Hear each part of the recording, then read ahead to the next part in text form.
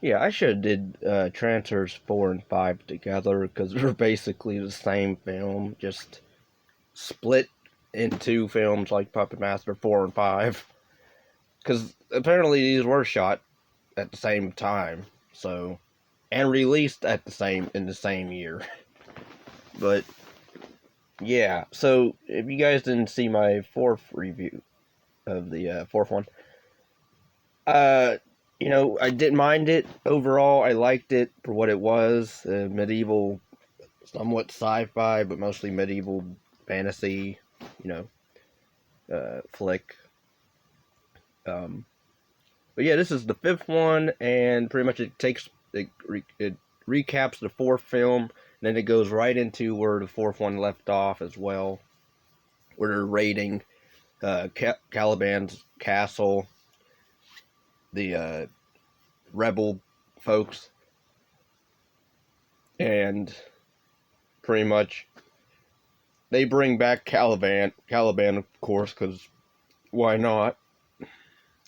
Which I don't mind in a way, but then I would have liked it if it was the other guy, the secondary villain guy who Lucian, who was trying to really be the next in line for his throne.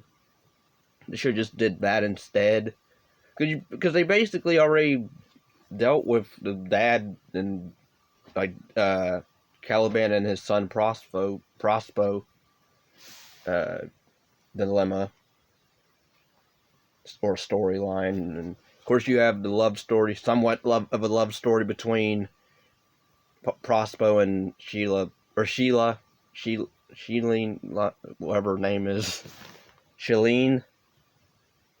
If I can get, yeah, Shalene, who um, the actress I didn't mind. A lot of people are dogging the acting in these movies, especially the fourth and fifth one. I didn't mind the acting for what it was here, from anybody really. Tim Thomerson, of course, he's back as well. He does pretty good here. You can tell they probably blew the budget with, they didn't have a lot for what they were doing with the fourth one. Because there's not really a lot of good effects in this. I will give a negative to that. I mean, when you have a scene where Ted Thomerson or Jack Deth is, fighting an evil version of himself as a Trancer, and he's not even really it doesn't really look like a Trancer. And, like, they barely really did anything with the makeup, so, or prosthetic,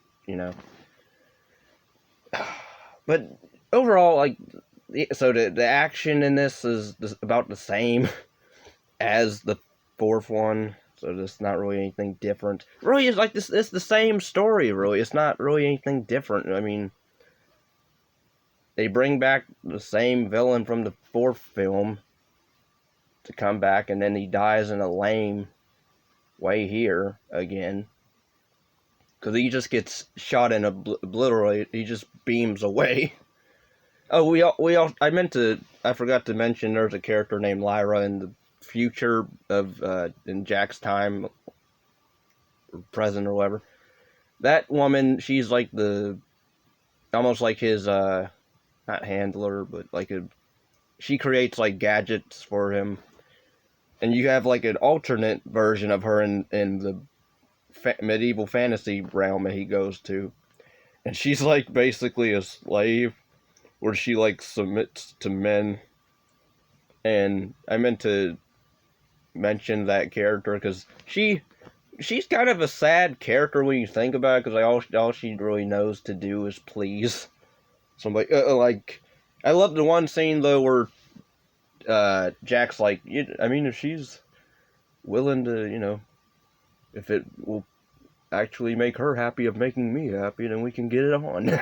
Like, they literally, like, there's a scene where he does that in the fourth one. He decides to bang her because she wants him to, because it feels. But they do give her more to do here, somewhat more to do here. her character, they do expand a bit with her character, I guess you can sort of say. Where she becomes like basically a seer or seatress or empress, not empress, but like a psychic woman, wizard that can see into the future type stuff. So they sort of do give her something to do somewhat.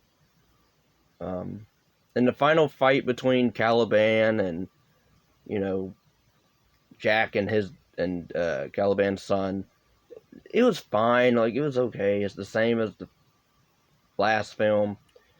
Of course, Jack is able to go back to his time, as well as Prospero decides to go with him, and he gets turned into a human, I guess, because the diamond, even though it's called a diamond, it's really a diamond, but they call it a diamond because it can travel through time, I guess.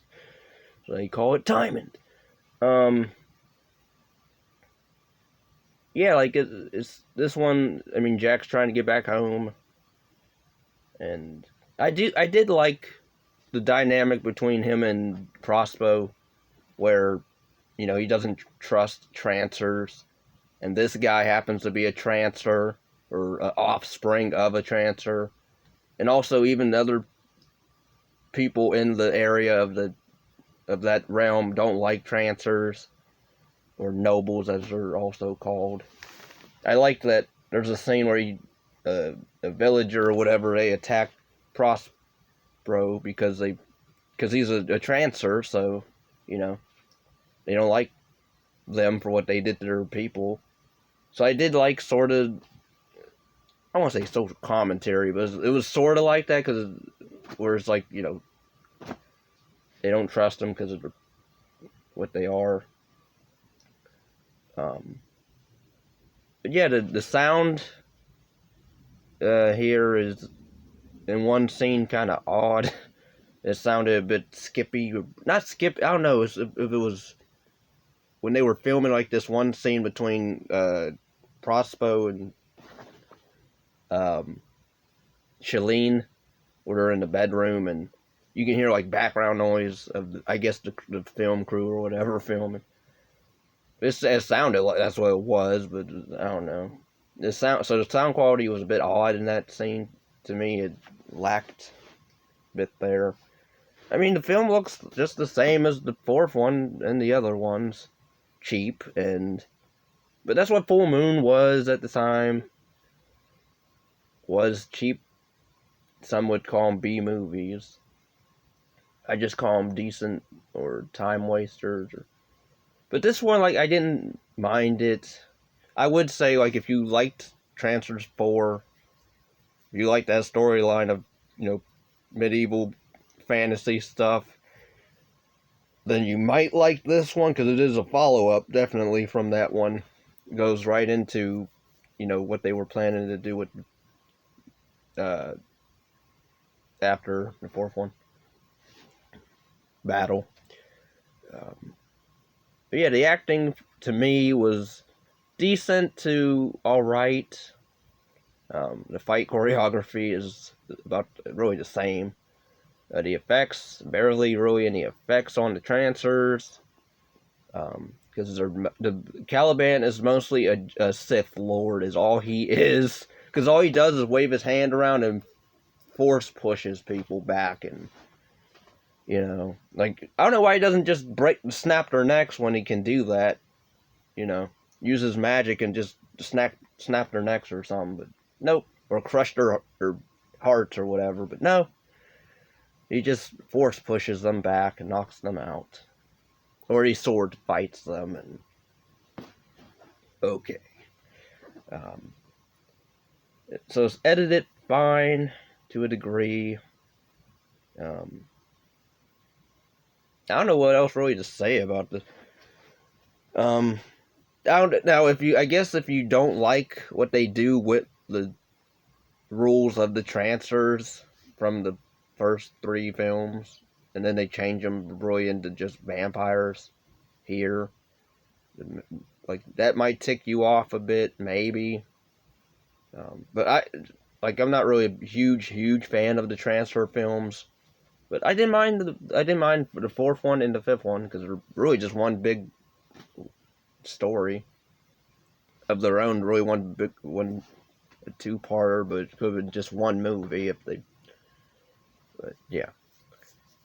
Anyway, let me know your comments and your thoughts down below in the comments. Leave a like, comment, and share.